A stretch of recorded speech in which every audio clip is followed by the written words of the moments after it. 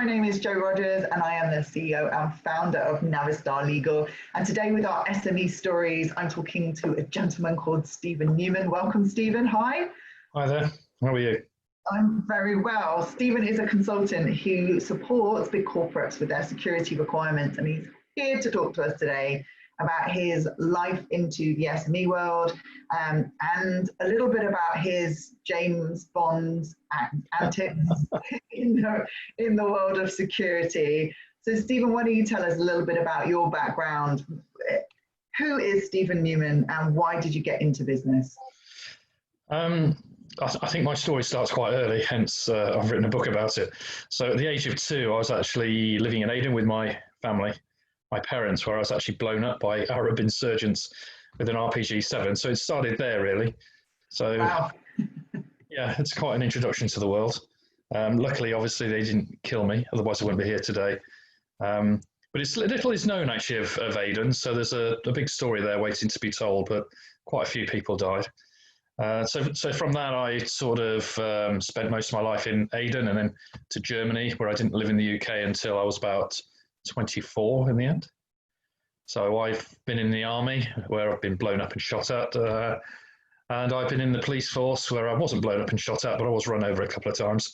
So you've got a quite dramatic life beginning. Yeah, you followed the drama. So I suppose really not so much the army sort of pushed me along into what I do now, but the police certainly did. So hence from the police, I deal with financial crime, bribery and corruption, and things like that. So, and that was first of all doing that for councils, where I left as head of exchequer for a local council, and then into British Gas Centrica, head of financial crime for them, and then into banking and consultancy with Grant Thornton, Santander, and then latterly into the SME market of consultancy. So what were the problems? I mean, what sort of thing? I mean, this might sound obvious to you because you'd be like, well, of course, the security. But what sort of issues come up for these big corporates? Well, if we talk about British Gas and Centrica, they had the issues of trying to get their liquefied gas from the Middle East around Somalia and the piracy issue there. Also, they had the infrastructure of the oil and gas rigs out in the North Sea or Gulf of Mexico or wherever they were, Nigeria. They also had the issue with other infrastructure like the energy plants, the stations and all of that to produce all of these. So all of those, again, are targets for terrorism. Hence why I had an MI5 contact when I was at British Gas. But also, believe it or not, people try and break into power stations and steal the cable. Right. And if you think about how many volts are going through this, they're nuts. But so it's all of things like that. So a lot of national infrastructure. If all that goes down, we don't have any power. Big issue. It's the big boy stuff. Then it's kind of countrywide issues that are going to affect possibly worldwide, but definitely worldwide issues. How has that changed how has it changed? I was going to say, what is your attitude to risk now as a result of the work that you do? Because I would have thought you're pretty risk averse because you've got to, put all these things in place. What do you think about risk? Not at all. I think every company works with risk, and if you don't, then you're not going to make a profit. So you must sort of think about what risk you're willing to accept, your risk tolerance, and those tolerances can be different for different things. So, for instance, if we had a UK company that wanted to do work in, say, North Korea, they might think that's a bit too much, and we're not going to do that because of the sanctions regime there and everything else going on. Then they might think about, well, can we do some business in China? And they might decide that if we put this control around there and put this control around there, that'll be acceptable. So therefore, we'll do work there. But it does depend on company to company, country to country. They need to deal with the transactional risk, the country risk, and things like that. Risk is a good thing. If we don't take risks, we're not going to get anywhere. I would have thought that national entities, like how is that dealing with countries? Because if you're dealing with, I say national entities, but I guess corporations that are important to the infrastructure of an entire country, yeah. I would have thought they were pretty risk averse, but actually it sounds like we've just got huge risks that they've got to contend with. They've got to manage them, yes. And it's that treat, tolerate, transfer, or terminator risk. So if it's too much, you get rid of the risk. For instance, when I was at British Gas, we had some issues with people knocking on doors. We used to pay people to go around, knock on doors, and see if they'll change their gas and electric to British Gas. So what happened is that we had some people that were outsourced that weren't doing this correctly, and they were signing up. We found they were signing people up when they shouldn't have. So the chief exec at Centrica made a decision instantly. We'll get rid of them. We won't do that anymore. So for him, the risk to the public and to his customers was too much. So we got rid of that. Right. Interesting. Yeah. I mean, I guess that is the point of business, isn't it? And you're there to advise on better ways of doing that within business. Tell me about, like, you're dealing with, we were talking a little bit about the culture of risk and how risk is different in different cultures. Tell me a little bit about that. Well, I think everybody gets hung up on organisational risk, and all organisations have a different risk profile and a different culture. And I think what we sometimes forget is that a modern company is made up of very many different nationalities. And I think that's a good thing because everybody brings something different to the party. But what we don't do enough of is understanding these cultural, not so much cultural risk, but cultural things. So for instance, if you're from sort of the Middle East, you believe in trusting people and getting to know people, you believe in the family, and to do business with you, it does feel like they need you in your family first. So hence, if they ask you about your family in an interview, they mean that.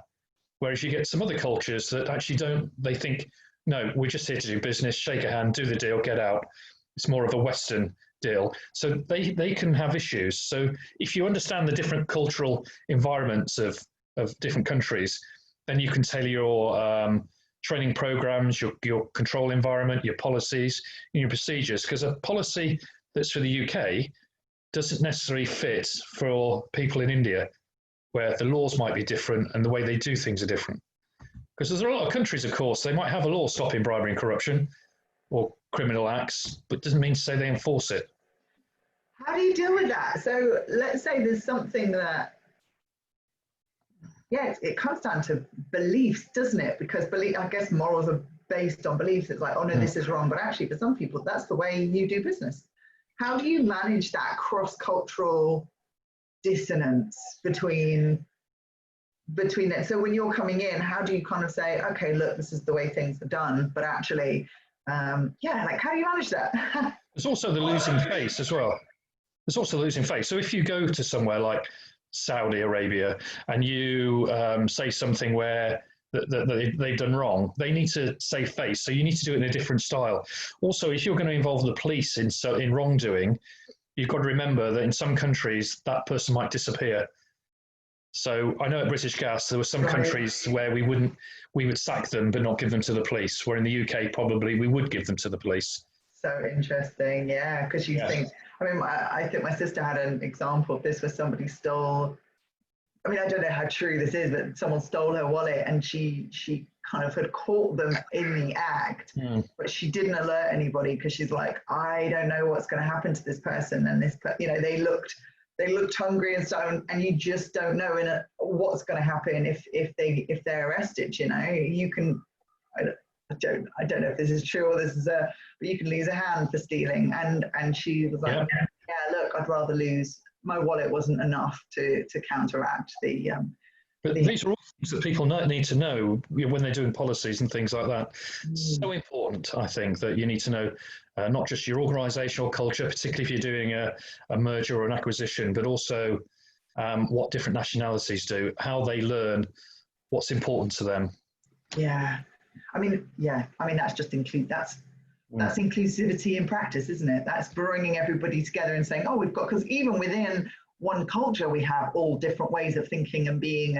And so that's the piece that I think we focus a lot on, is like, she thinks a bit differently, but actually bringing in the cultural aspect, really important. Think about some of the things you do, though. If you go to some countries, the officialdom expect a gratuity. So I had that in India, where I was driving to do a lecture on bribery and corruption, and when the car was stopped by the police, and the driver gave a gratuity, which is called a small bribe. In this country, that's like forbidden. But there, it's normal practice. So you then have to say, right, as a company, do we want to do that? Do we want to not operate in there? So Centrica British Gas actually pulled out of Nigeria for that reason. So where are your boundaries on that? Again, that's a risk.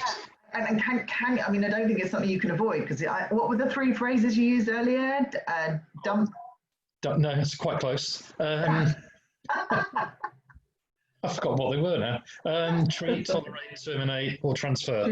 Treat, tolerate, terminate. Yeah. So in instance, they choose to take it out or terminate the risk, because you can't really operate. I imagine, I haven't been in that situation, but I imagine you can't actually operate in some countries and just think we'll be above that. You can't be above it, because it's the way the culture is. It's easier if you're a big country. I remember talking to a guy that was very senior in Siemens, and when they went to Nigeria, because they did so much business there, they never got stopped, because they could just phone up the president and get it overturned. If you're a very small, an SME, say, a small or medium entity, then you're not going to have that power. So the question is, do you then pay, or do you not do business there? Because it is in the UK law if you do. Yeah. Well, yeah, you do, don't you? Absolutely. It's actually a criminal offence here. So, So tell me, we were talking a little bit about Black Swan events. Tell me about Black Swan events, and how does that impact the work that you do? Well, I think, and everybody should read the book by Taleb, Black Swan. So shall I quickly say what it is for the program? Please do, yeah, because I think I was also recommended that book and also read it, and it is very powerful. So definitely worth a summary. So basically, a quick summary. Before anybody went to Australia, all of the Western world thought the swans come in one colour, and that was white. And if you walk around now, you'll only see them white. But when you went to Australia, first of all, they started seeing black swans. And at first they thought they were mutations, and there were so many of them, they suddenly realised, whoa, swans come in two colours, they also come in black.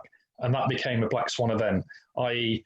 not something that you possibly couldn't know about as a risk, that actually happens to be a risk or an issue.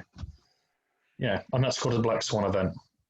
And how, I mean, presumably your entire career is built around protecting people from black swan events, is that right? It is. COVID-19, by the way, is a black swan event as well, is it? Could anybody have reasonably known that COVID-19 would be so bad? The answer is maybe. So sometimes it's not about thinking, well, okay, so that happened then, could it get worse, and could we prepare ourselves better?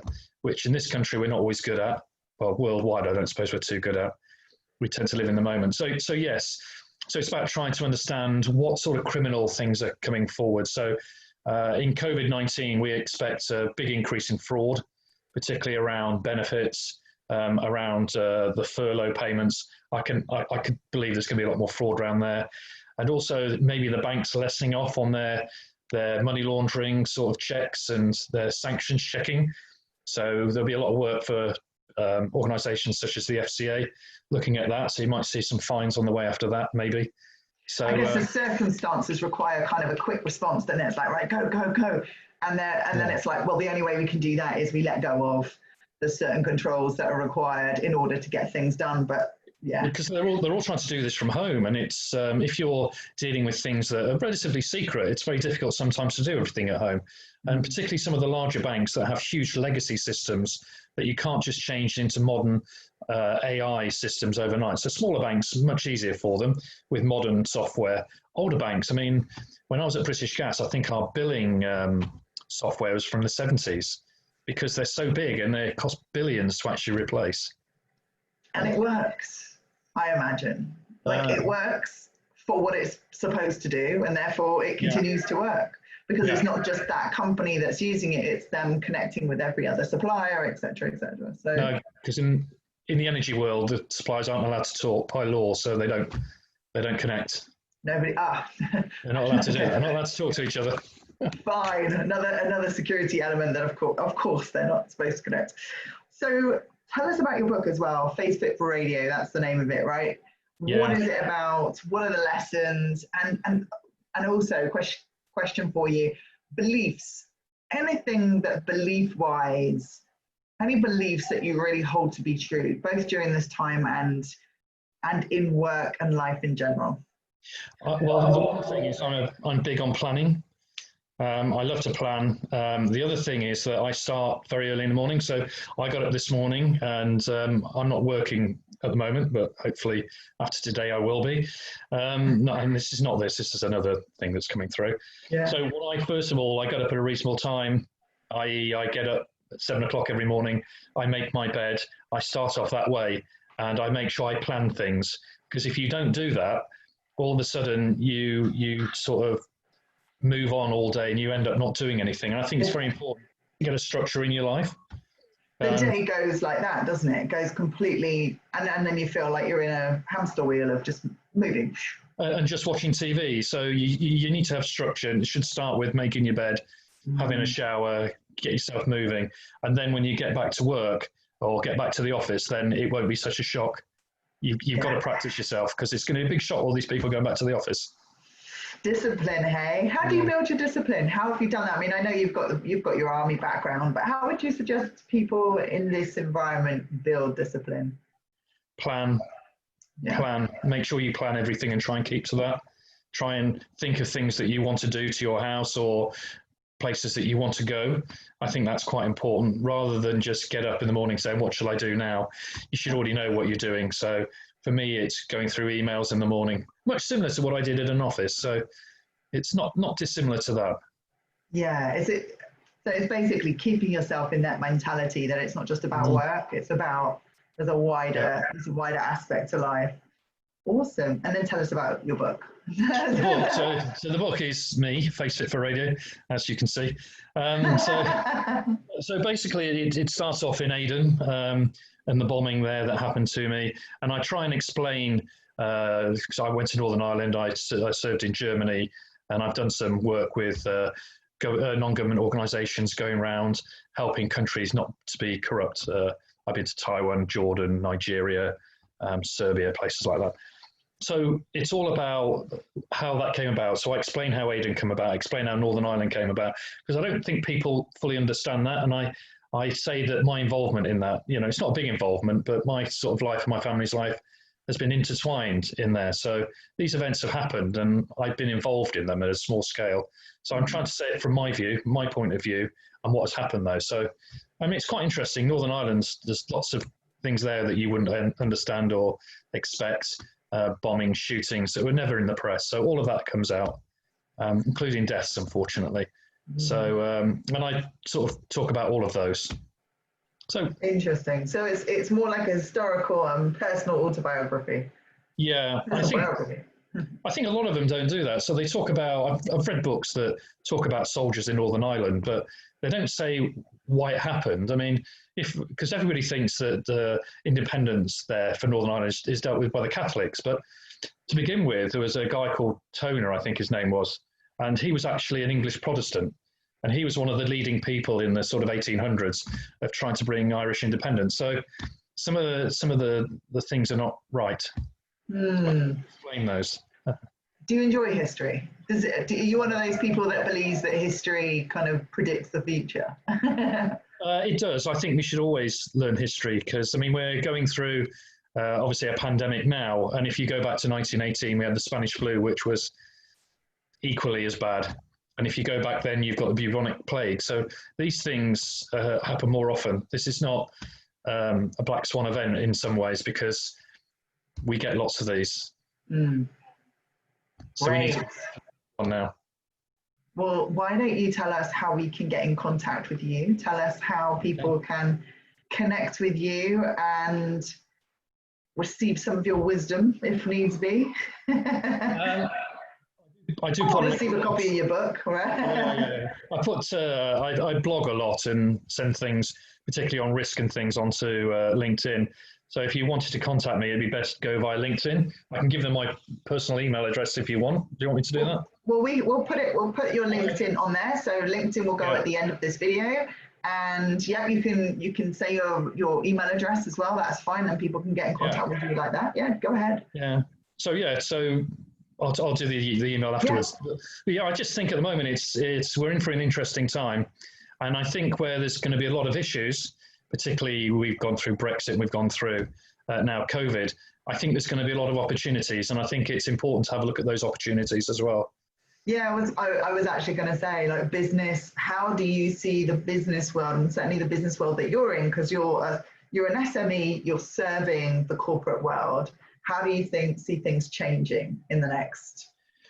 Well, the big one for security in that is obviously working from home. And I can sort of foresee that maybe in 5-6 years' time, big corporates won't sort of renew their leases on these huge buildings, but will have much smaller buildings where people work from home. And that gives security issues and things to deal with. So we probably need to think about new ways of maybe how people can get hacked via personal emails and things like that. So that there'll be a lot of work in that. I think the crypto stuff and hacking and all of that will come to the fore, I think, the more we work from home. Well, more work for you, hey? Well, it would be. I don't do that part, but it will be. Yeah. Well, I mean, ultimately, that's what you're going to be supporting these companies too. But there'll certainly be more crime types coming out, I think. Right. Yeah. I guess because there's more vulnerability there. Yeah. But more opportunity for everybody as well. That's the important thing. I guess the two go hand in hand, don't they? It's the risk and reward, isn't it? The more risk, the greater the reward. And it's important we look at the positive things coming out of COVID, not just look at what we've lost, but what we might gain in the future. Amen. All right. So why don't you give us your email address? It's spn02@mikeecho.com. mikeecho.com. Brilliant. Yeah, me.com. Yeah. All right. Thank you so much, Stephen, for joining us for this SME story. Thank you for sharing your story and your wisdom on the security industry and the opportunities awaiting us after, I was going to say after Brexit. No, not after Brexit, after COVID, but possibly after Brexit as well. The only one thing I would say to people is be very careful, because there's going to be a lot more scams via email, letters, phone calls. So be very aware of the amount of scams that are coming off. Make sure you know who you're dealing with. I keep getting emails from myself, from my own email address saying, your TV license has expired. I don't think it has, because it's on direct debit. I agree. Thank you for that. Thank you for that warning. Well, with that, we will leave you. Thank you so much for you guys watching the SME stories. You can subscribe right here below. Join us for another SME story. And thank you again, Stephen, for joining us today. Thank you. Bye, guys. Take care.